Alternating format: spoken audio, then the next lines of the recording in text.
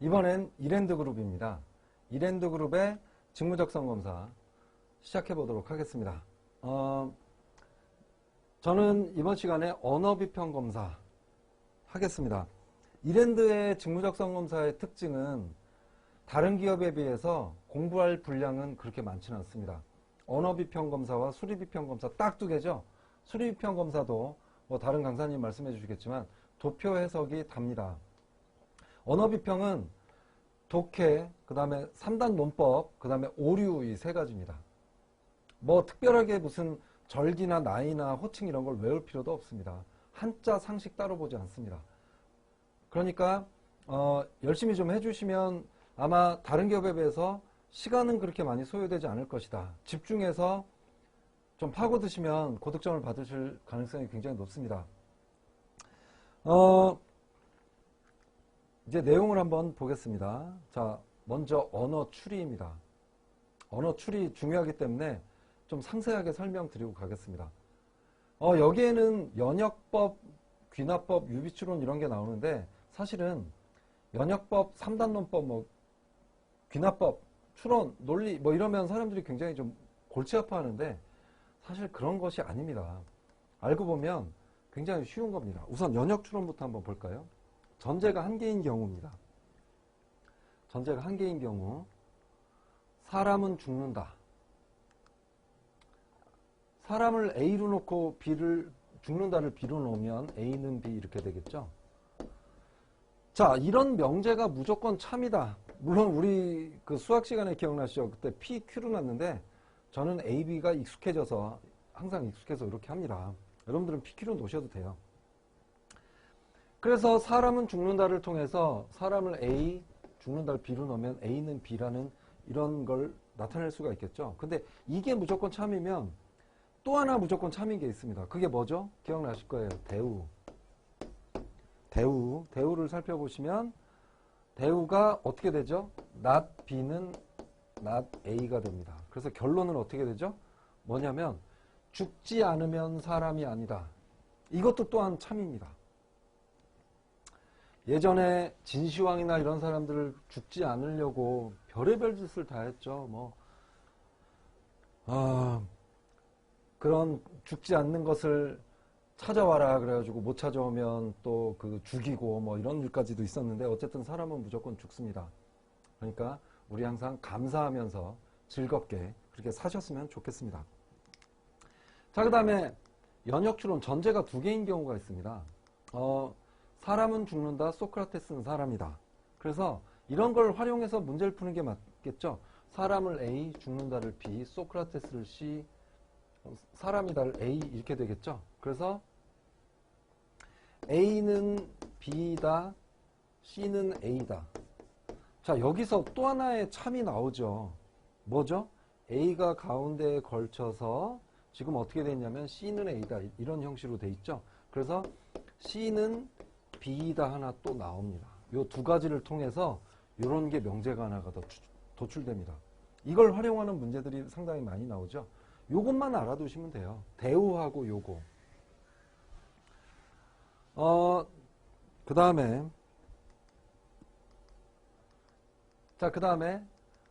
전제가 두 개인 경우 또 이런 것들이 있죠.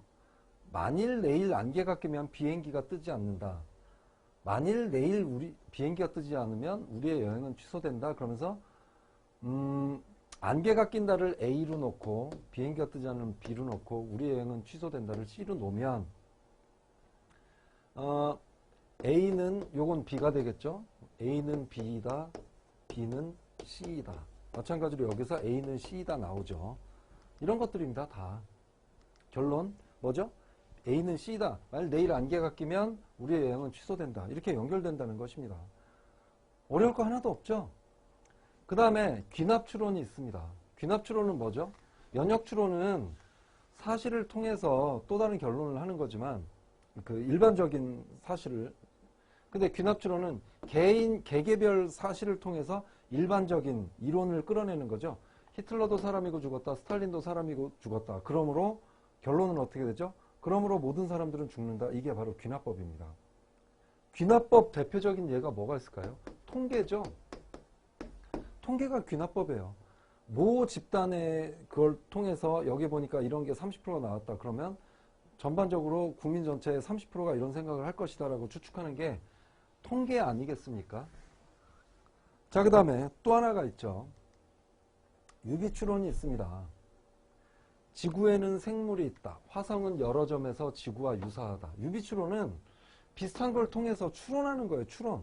화성에 지구에는 생물이 있어요. 근데 화성은 여러 점에서 지구와 유사해요. 그래서 결론은 뭐죠?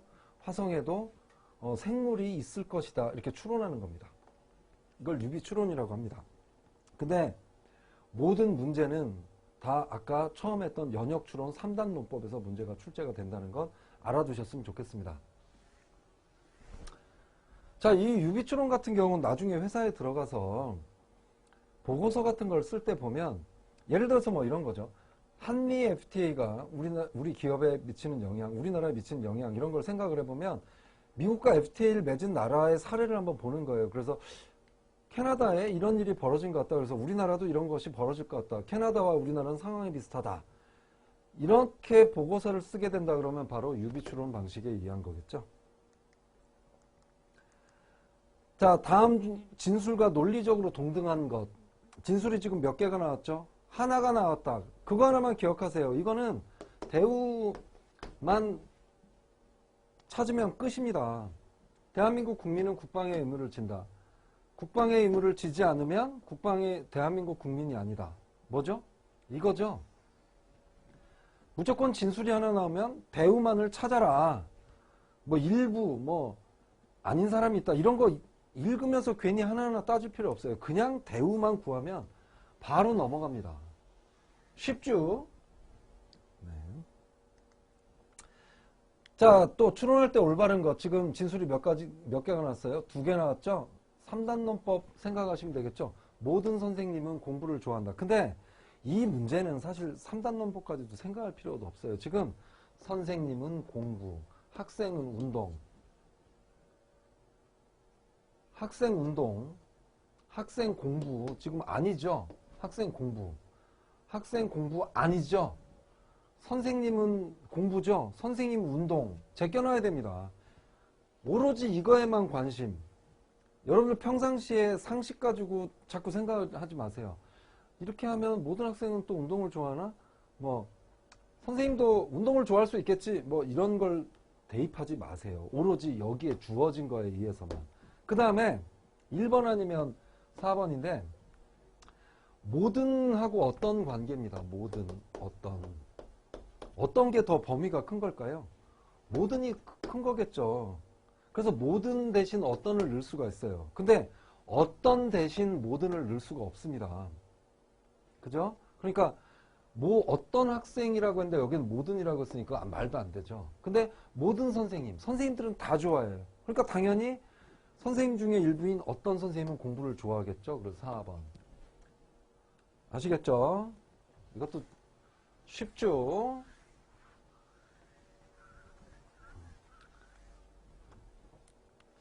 자, 다음 문제 한번 보겠습니다. 밑줄 친 곳에 들어갈 문장으로 가장 적절한 것. 자, 이런 게 여러 개가 이게 2개든 3개든 4개든 나오면 한 가지만 기억하면 돼요. 그냥 부호로 바꾸세요. 음악을 좋아하는 사람은 A, 미술을 잘한다, B로 놓으면 A는 B이다.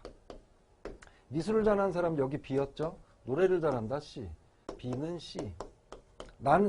자, 이거에 따라서 뭐가 나올까요? B가 가운데 있으면서 A는 C 나오죠. 그죠? 뭐죠? 음악을 좋아하는 사람은 노래를 잘한다. 음악을 좋아하는 사람은 이거에 따라서 요게 나왔어요. 음악 좋아하는 사람은 노래를 잘한다. 이렇게 나왔죠. 근데 나는 음악을 좋아한대요. 그러므로 뭐예요? 나는 음악을 좋아하니까 노래를 잘하죠. 나는 노래를 잘한다. 나오죠? 간단하지요? 쉽죠? 한 가지만 기억하세요. 문장으로 읽다 보면 헷갈리니까 A, B, C, D나 P, Q, R, S 이런 걸로 바꿔라. 자, 그 다음 독해입니다. 독해.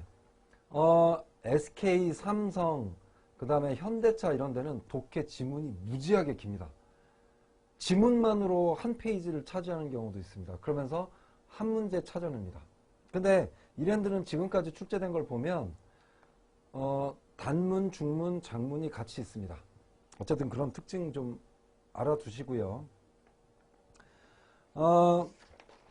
여기 보시면 가로 안에 넣는 거죠. 가로 안에 기역, 니은 넣는 문제인데 이런 문제는 어쨌든 독해는 시간을 줄여라.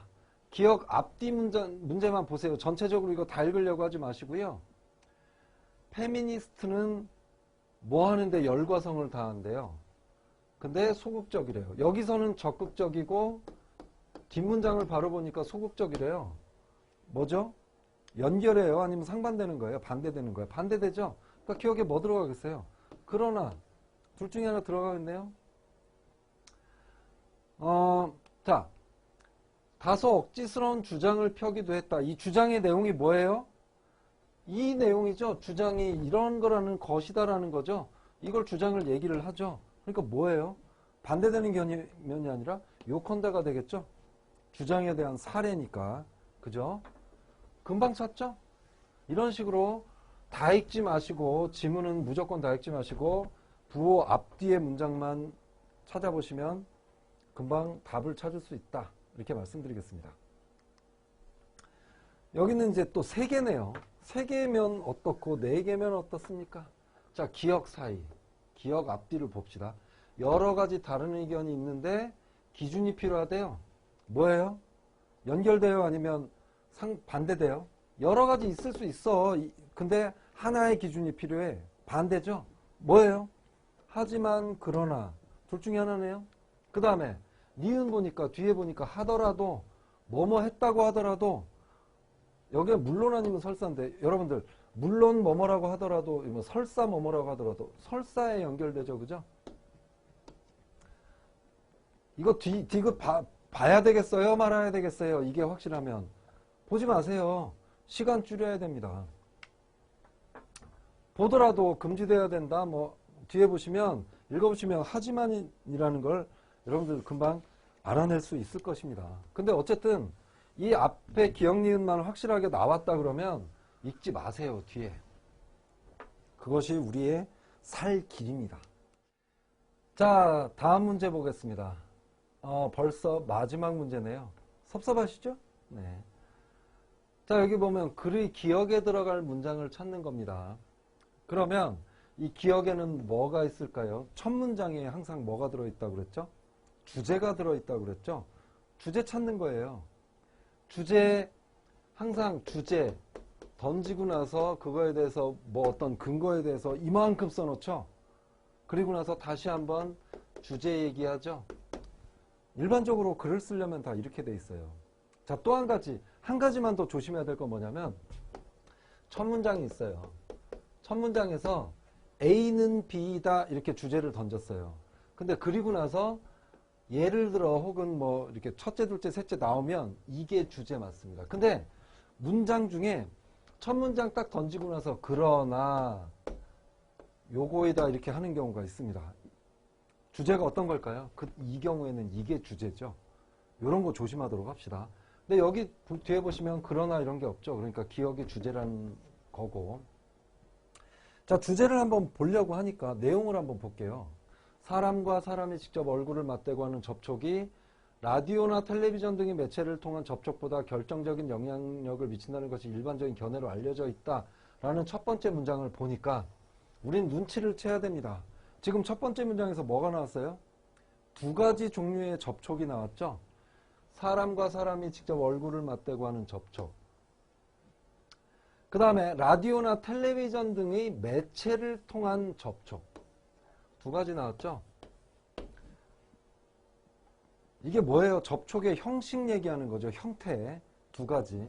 다음 문장도 한번 볼게요. 이렇게 첫 문장부터 눈치를 채야 돼요. 이 주제문이겠구나. 그러나 없으니까 이게 주제문이겠고, 그 다음에 첫 문장 읽어보니까 접촉의 형태가 2가지가 나왔구나. 뒤도 아마 이런 게 나오겠구나. 예측하셔야 돼요. 사실은 시간이 부족하면 이것만 보고 문제를 푸셔야 될 수도 있어요. 만약에 이 문제 풀고 있는데 1분 남았습니다. 그러면 이거 읽을 시간 있을까요? 이것만 보더라도 이따 보기에 보시면 이것만 보더라도 죄송합니다. 이걸 제가 앞에 놨었네요. 방금 그것만 보더라도 여기 보기 보면 뭘까요? 접촉의 형식 이렇게 나오죠. 자, 근데 우리가 좀 더 확실하게 하기 위해서 두 번째 문장도 보니까 매체는 어떤 마음의 자세를 준비하게 하는 구실을 하여 나중에 직접 어떤 사람의 새 어형을 접했을 때 그것이 텔레비전에 자주 듣던 것이면 더 쉽게 그쪽으로 마음을 열게 하는 면에서 영향을 행사하지만 새 어형이 전파되는 것은 매체를 통해서보다 상면하는 사람과 직접적인 접촉 또 나왔죠.